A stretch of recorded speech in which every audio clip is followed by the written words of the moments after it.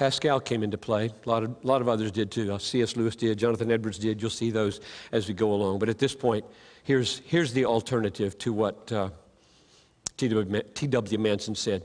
All men seek happiness, period. Christian, non-Christian, atheist, all men seek happiness. This is without exception. Whatever different means they employ, they all tend to this end.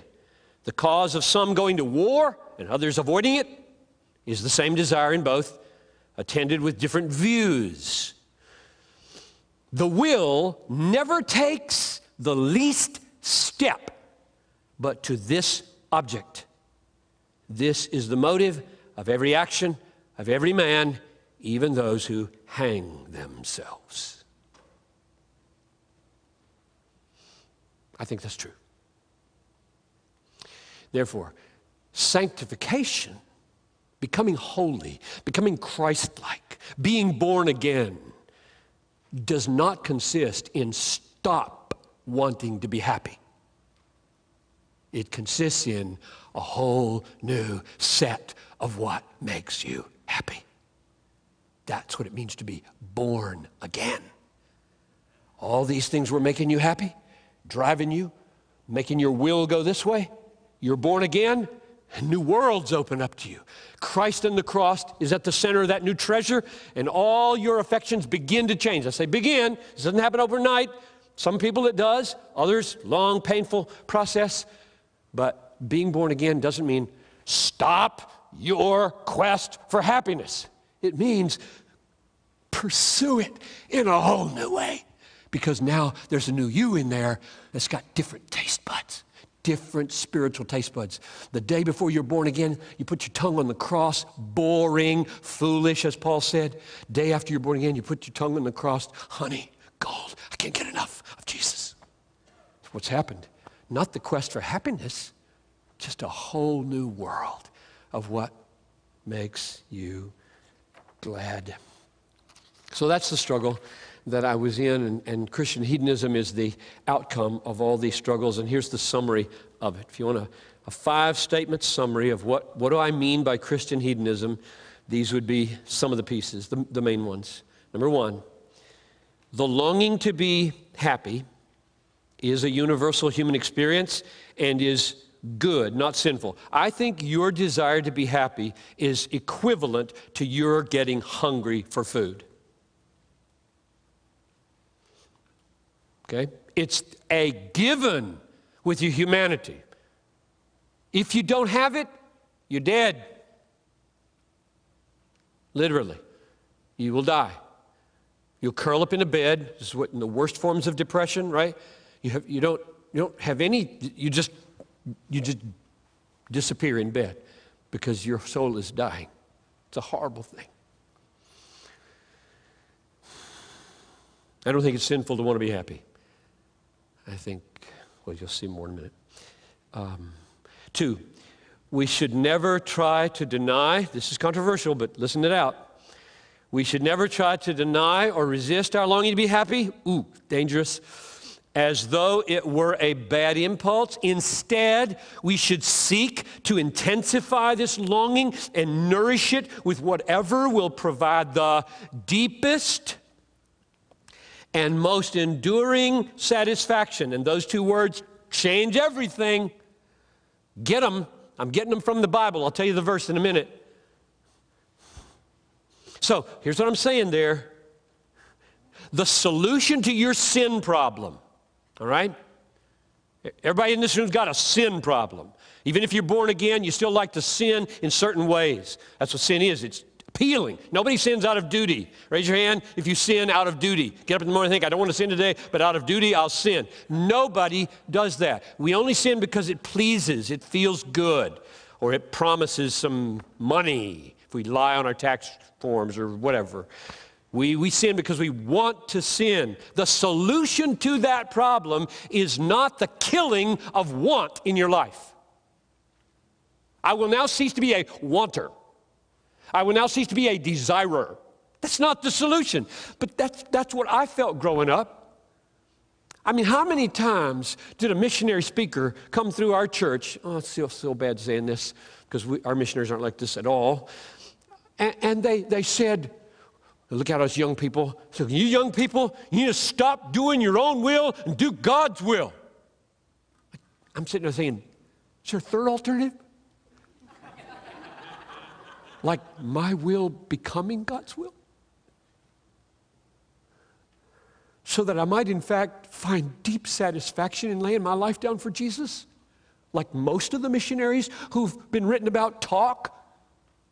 I'll give you some quotes later from David Livingstone and others who said amazing things about the being satisfied in God in the midst of the most terrible kinds of circumstances.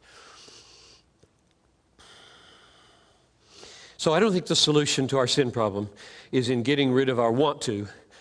It's in glutting our want to on what gives the deepest and most enduring satisfaction. Number 3, the deepest and most enduring satisfaction is found only in God. And the verse where I get those two words is Psalm 16:11. You show me the path of life. In your presence is what of joy? Fullness of joy. And at your right hand are pleasures for evermore. So we got fullness and we got forever. That's all I mean by deepest and most enduring. In your presence is fullness of joy, not 99%. No, thank you. Somebody comes along and says, I can give you for 88 years, 80% proof happiness in this world. Whisper, followed by eternal suffering. Or somebody comes along and says, I can give you a life of tremendous struggle, tremendous pain, much suffering, with deep joy that is growing, followed by an eternal, complete, full joy. So I'm not, except in my most insane moments, enticed by the lies of the devil about where his joy is to be found anymore. Somebody comes to me and says, come on, I can give you so much joy. You can't imagine. You can't even come close to Psalm 16:11. Full. You give me full? Come on, give me full. Where are you going to give me full except in Psalm 16:11? Money? Ha! More people jump off the Coronado Bridge in San Diego than off the Brooklyn Bridge in New York. You probably, what has that got to do with anything? The Coronado Bridge is ritzy. People only go over there to go to homes that cost $3 million. In Brooklyn, poor people cross that bridge. It's ordinary people. Poor people don't kill themselves. Rich people kill themselves. So you're telling me money is going to do this? Statistically, you don't have a leg to stand on. Sex? How many diseases shall I get? And on, the lies that are given to us. I said, no thank you, no thank you, no thank you. To be born again is to discover Christ as an all-satisfying treasure and never to be able to leave him again. You may battle. At any given point, you may battle with a particular thing you shouldn't do. But the big picture is, I'm not leaving him. If I stumble and fall on this thing, I'm kicking it in the teeth that night, repenting, getting right with Jesus, and fighting this fight again because I have discovered where the treasure is. That's number 3. The happiness we find in God reaches its consummation when it expands to meet the needs of others in the manifold ways of love. Now, we're going to spend a good bit of time on this tomorrow, but here just a little snapshot of what I'm saying. 1977, I published an article in His Magazine. Anybody remember the IV publication, His Magazine? Okay. It was called, I gave it the title, Holy Hedonism. And to my utter dismay, they put a big Marilyn Monroe set of lips on the page. Look at this. I looked at the artwork and I said, they missed it. They just totally missed it. That was not the point, not helpful. The article represented my effort to ask, okay, you've just spent several years of your life in college and seminary and now in my early graduate school and Bethel teaching days, nailing down the biblical foundations of vertical hedonism, namely Psalm 16:11. In your presence is fullness of joy. At your right hand are pleasures forever. And now the question becomes, what now? Am I a cross-legged Buddha sitting under a tree enjoying God and letting the world go to hell? What good is that in a world like this? That was my next struggle. What is this deep, sweet, powerful enjoyment doing here? Like this. And if it doesn't do anything here, clearly it's got to be unbiblical, because the Bible is all about love, right? Love fulfills the whole law. So if you're not a loving person, you're breaking every rule in the book. So my next challenge was the challenge stated here. That's the result of many years. I mean, can you believe that's something so simple as the result of many hard-headed years? What I'm saying there is,